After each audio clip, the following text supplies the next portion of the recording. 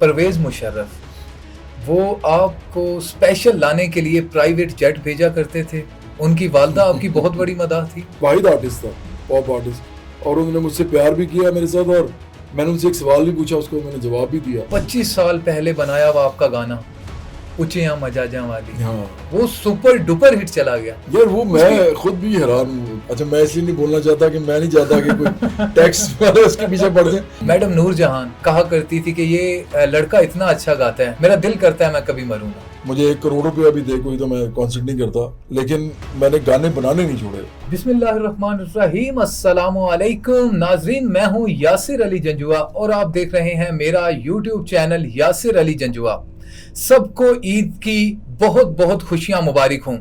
नाजरीन, आज इस ईद ट्रांसमिशन में हमारे साथ सेट पर एक ऐसी शख्सियत मौजूद हैं जो कि म्यूजिक इंडस्ट्री का एक बहुत बड़ा नाम है। गुलकारी के अलावा तालीम, सेहत, फलाही कामों, गर्ज ये कि हर मैदान में अपना लोहा मनवाया, बहुत सी खिदमात सर अंजाम दी और इन्हीं खिदमात की बदौलत गवर्नमेंट ऑफ पाकिस्तान ने उन्हें 3 प्रेसिडेंशियल अवार्ड से नवाजा। इनके गाने आज भी मदाहों की जुबान पर ज़दे आम हैं। ओ कहंदी ये सैया मैं तेरियां, मेहंदी की ये रात। जी हाँ, मैं बात कर रहा हूं जवाद अहमद साहब की, जो इस वक्त हमारे साथ सेट पर मौजूद हैं। जवाद साहब, आपको ईद मुबारक हो। आपको भी ईद मुबारक हो, और तमाम आपके जो नाजरीन है, देखने वाले हैं, सबको ईद मुबारक हो। थैंक यू जवाद साहब। आज के दौर की ईद और जब सियासत में आप नहीं थे उस वक्त जो आप ईद सेलिब्रेट करते थे, ये ईद पिछली ईदों से कितनी मुख्तलिफ है? बहुत मुख्तलिफ है यार। उससे मेरे वालिदैन हयात थे और बहुत ही घर में एक मोहब्बत और अकीदत और वो सारे रिश्ते जो माँ बाप के साथ होते हैं वो हर जगह मौजूद थे। हमारे हर कमरे में अभी भी अगर हमें किसी चीज़ की महक आती है, वो जो रूहानी तौर पे, तो वो तो माँ बाप की ही सबसे ज़्यादा आती है, क्योंकि उनके साथ ही सारा बचपन गुजारा, लड़कपन गुजारा, फिर जवानी गुजारी और इवन धेड़ उम्री भी गुजारी। My father went on to become 86 years of age, और मेरी जो वालदा थी वो she died early at 65 years of age. लेकिन दोनों ने काफ़ी अर्सा हमारे साथ गुजारा है और हमें बड़ी उस बात की खुशी है। हमने काफ़ी उनके साथ मोहब्बत और प्यार की ज़िंदगी गुजारी। आज के दिनों से उन दिनों को ज़्यादा मिस करते हैं, इसीलिए वालिदैन की वजह से। अदरवाइज़ जो है वो दूसरी वजह ये है कि ईद का जो फ़र्क है, मेरा ख्याल है कि अगर आप बकर ईद पे देखोगे तो जो जानवर हैं कुर्बानी के, वो बता देंगे कि कितनी गुर्बत है इस मुल्क में। कि पिछले साल और उससे पिछले साल भी हर एक साल जो गुजरता है उसके बाद कुर्बानी कम होती जा रही है। इसका मतलब है कि लोग अब मिडिल क्लास के लोग भी जो हैं वो अफोर्ड नहीं करते कि वो जानवर खरीदें और उसको ज़िबा करें। जवाद साहब, क्या ये दुरुस्त है कि परवेज मुशर्रफ वो आपको स्पेशल लाने के लिए प्राइवेट जेट भेजा करते थे? उनकी वालदा आपकी बहुत बड़ी मदद थी। देखो, ये तो मुझे पता है कि उनकी फैमिली मेरी बहुत मतलब मुझे मेरे गानों को पसंद करती थी।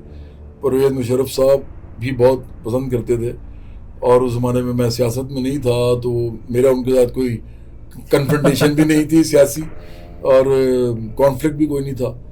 तो इसलिए ये तो मुझे मालूम है, लेकिन ये मुझे नहीं पता कि जेट को भेजा गया। हाँ, उस ज़माने में ये होता था कि कई दफ़ा आर्मी के जो शोज़ होते थे उसमें बहुत सारे आर्टिस्ट जो थे वो इकट्ठे कई दफ़ा ऐसे फ्लाई करते थे C-130 में या इस तरह के जहाज़ों में, क्योंकि उस ज़माने में कई दफ़ा ऐसी जगहों पे भी शोज़ होते थे जहाँ पे, जैसे सियाचिन ग्लेशियर पे आपका शो है। मैडम नूरजहान कहा करती थी कि ये लड़का इतना अच्छा गाता है, मेरा दिल करता है मैं कभी मरूं ना। नहीं, उन्होंने ये नहीं कहा था कि ये लड़का बड़ा अच्छा गाता है। उन्होंने ये कहा था कि इस लड़के का ये जो गाना है ना, बिन तेरे क्या जीना, ये इतना अच्छा इसने गाया है कि ये लगा होता है वो उसको डेथ बेड पे थी, मतलब she was about to die.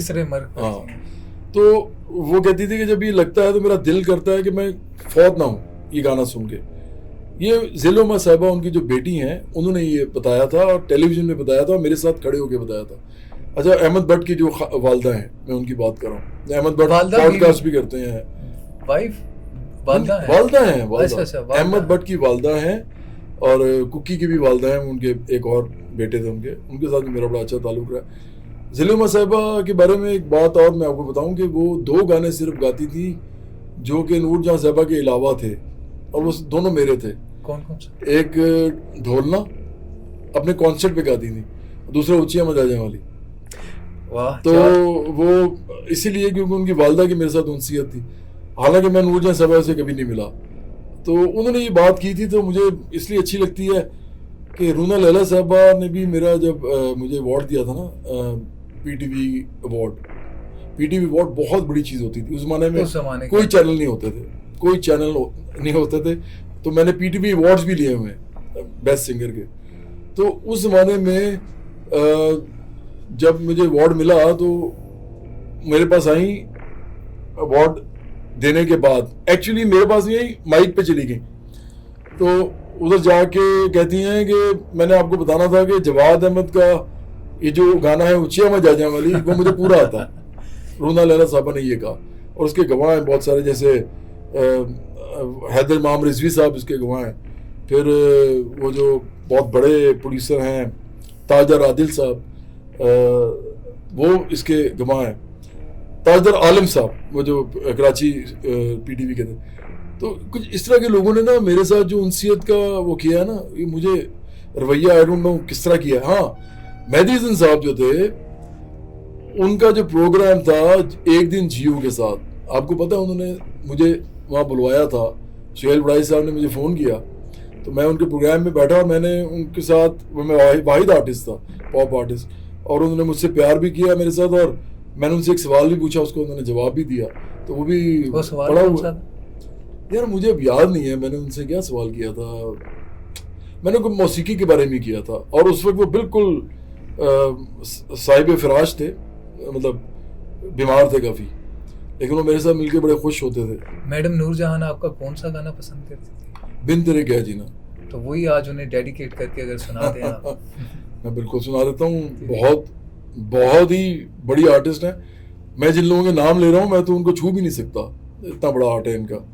तो इसी तरह आशा भोसले, लता मंगेशकर, किशोर कुमार, मोहम्मद रफ़ी, बॉर्डर के पार भी ऐसे लोग हैं कि जिनको छू नहीं सकते आप। तो फैल नियाज़ी साहब हैं, और सलामत अली ख़ान साहब हैं, मानत अली ख़ान साहब हैं।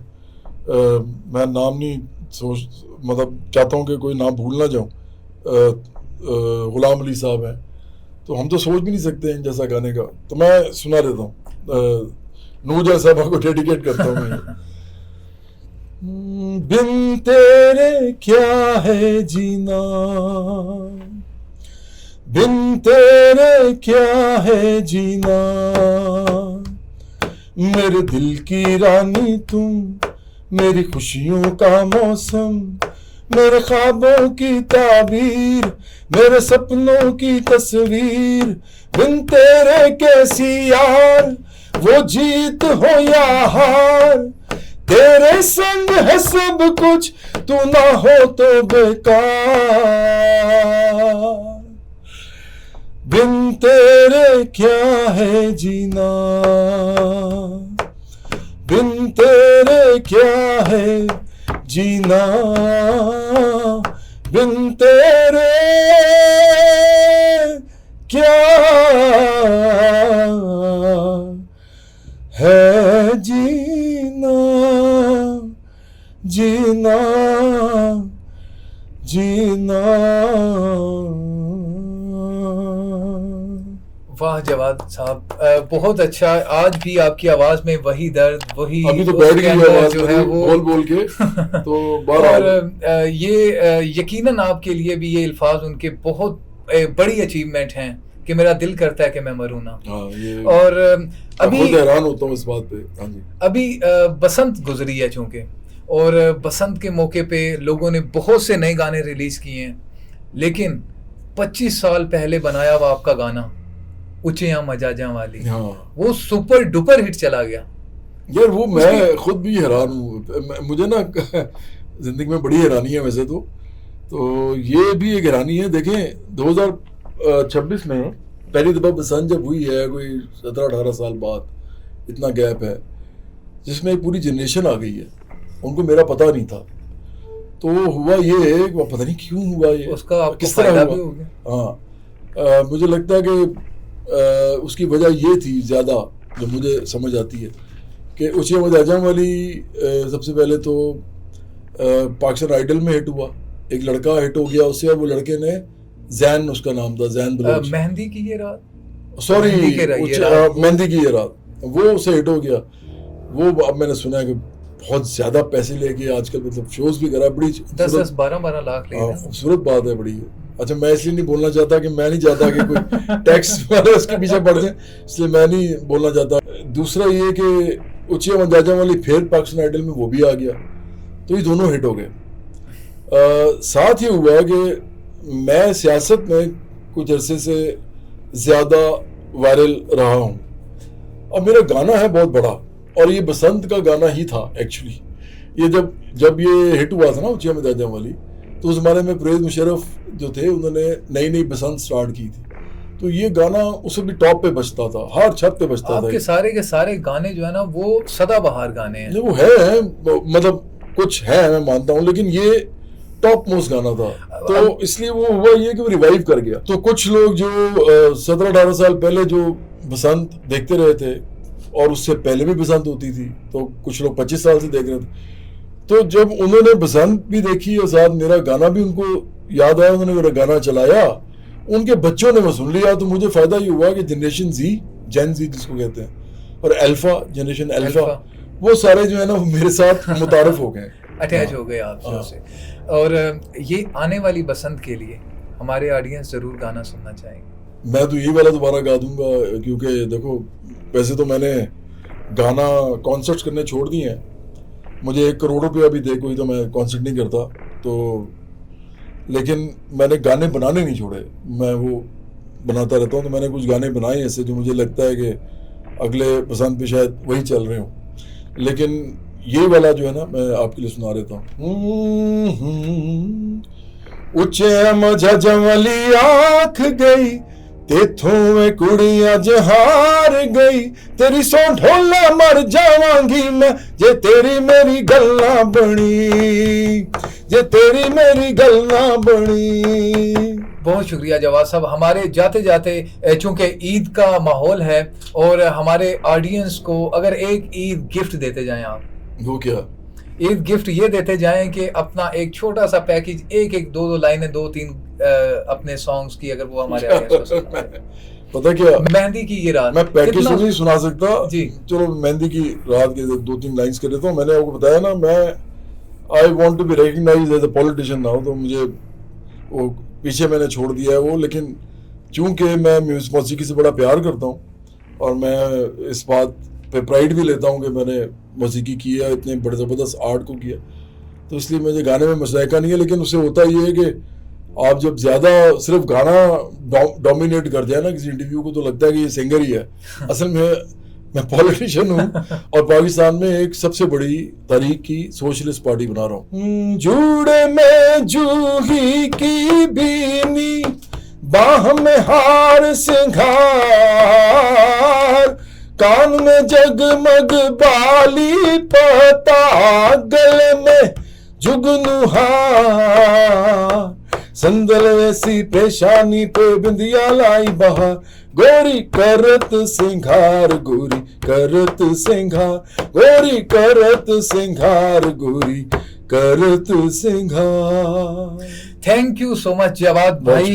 एक बार फिर आप सबको ईद की बहुत बहुत खुशियां मुबारक हों। उम्मीद है आपने इस पॉडकास्ट को बहुत एंजॉय किया होगा। अगले पॉडकास्ट तक मुझे इजाजत दीजिए। खुदा हाफिज।